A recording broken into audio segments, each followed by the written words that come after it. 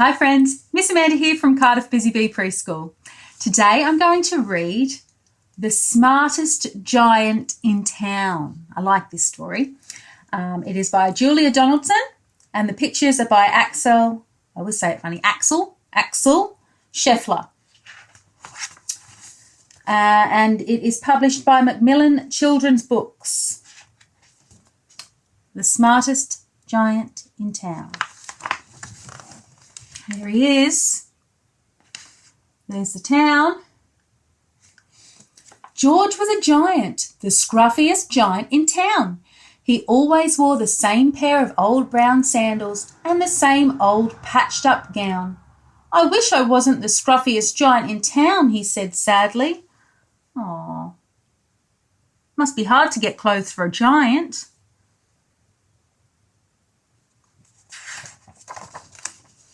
But one day, George noticed a new shop.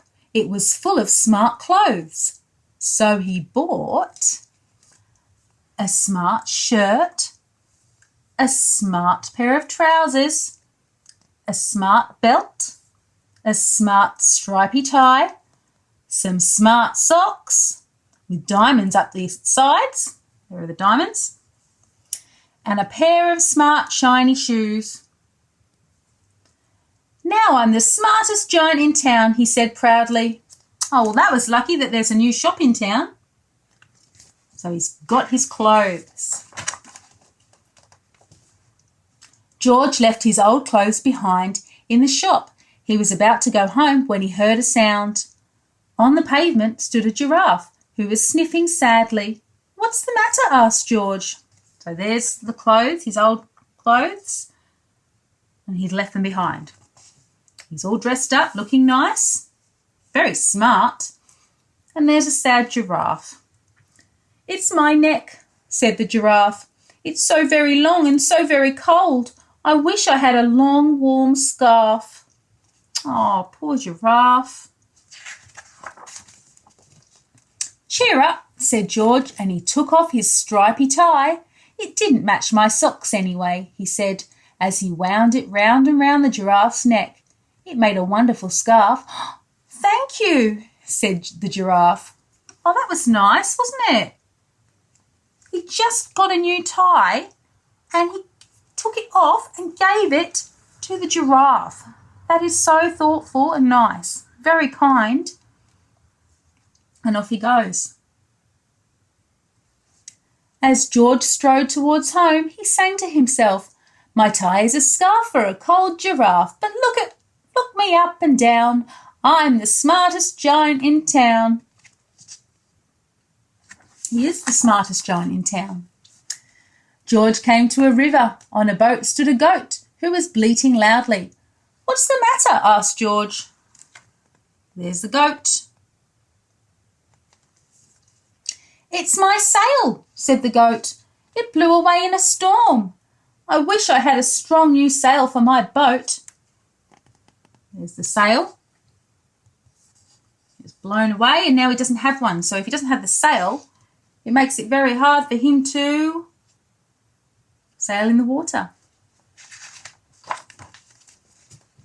Cheer up, said George, and he took off his new white shirt.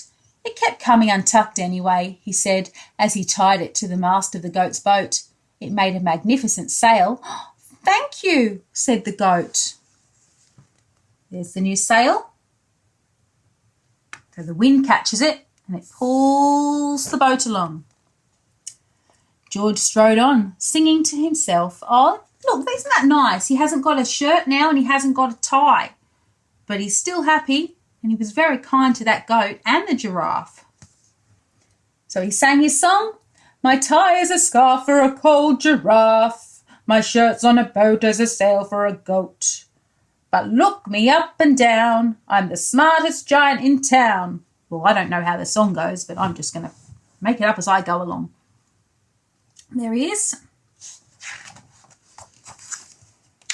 George came to a tiny ruined house. Beside the house stood a white mouse with lots of baby mice. They were all squeaking. What's the matter? Asked George. There they are.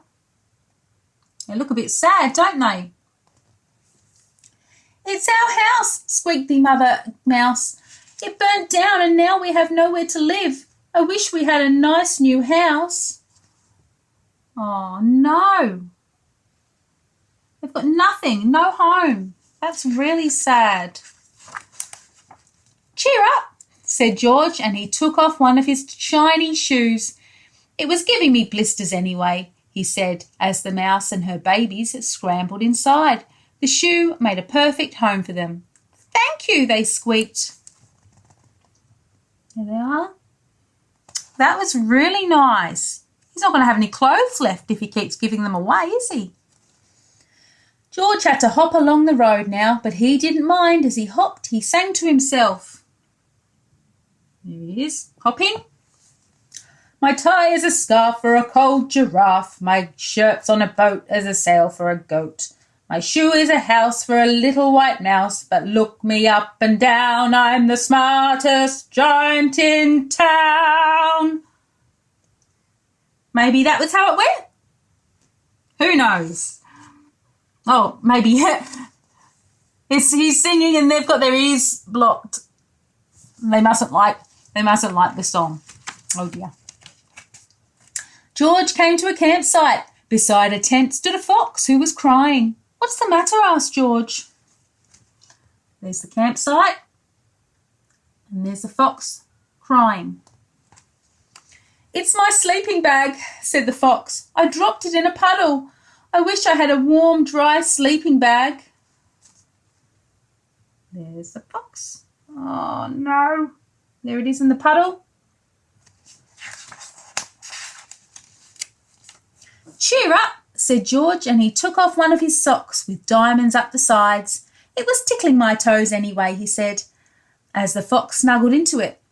It made a very fine sleeping bag. Thank you, said the fox.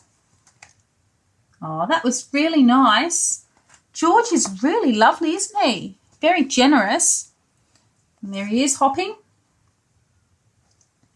George hopped on, singing to himself. My tie is a scarf for a cold giraffe. My shirt's on a boat as a sail for a goat. My shoe is a house for a little white mouse. One of my socks is a bed for a fox. But look me up and down, I'm the smartest giant in town. Yeah. Here's the princess. George came to a big squelchy bog. Beside the bog stood a dog who was howling. What's the matter? Asked George. There's the dog. There's George. It's this bog, said the dog. I need to get across, but I keep getting stuck in the mud. I wish there was a safe, dry path. Oh dear. Getting stuck and getting very muddy. What's George going to do? Cheer up, said George, and he took off his smart new belt. It was squashing my tummy anyway, he said, as he laid it down over the bog. It made an excellent path. Thank you, said the dog. Oh, look, that's really nice. Now the dog's got a path and he's not going to get muddy.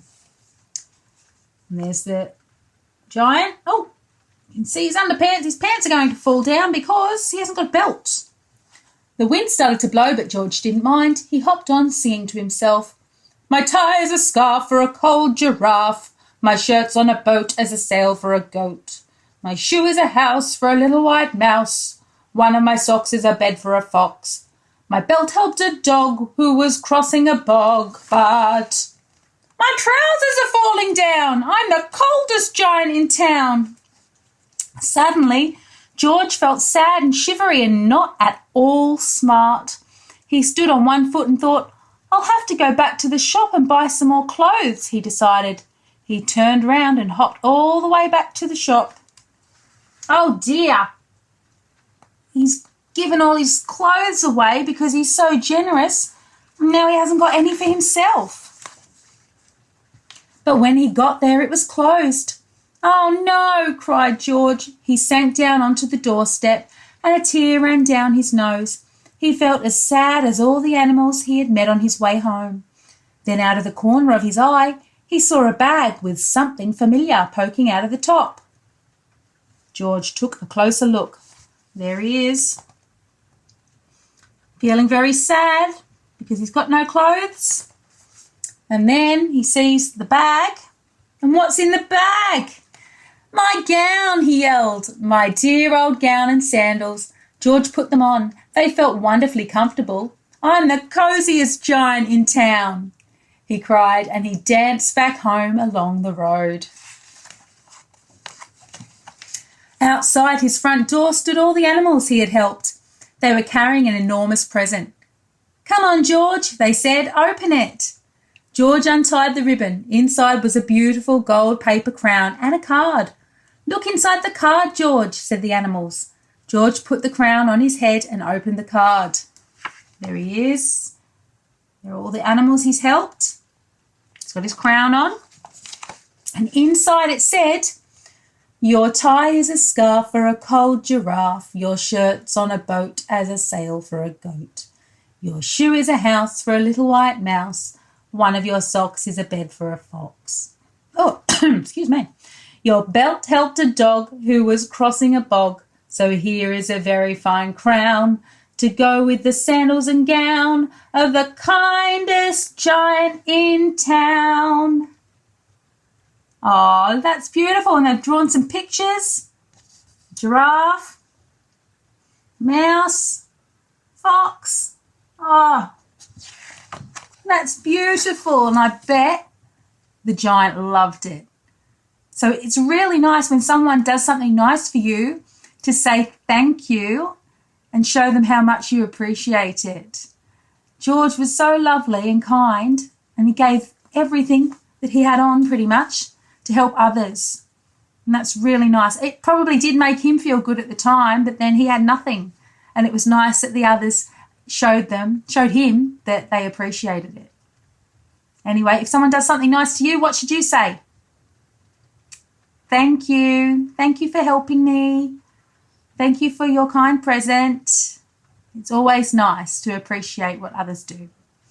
All right, this is Miss Amanda, and I will see you soon. Thank you for watching and listening. Bye.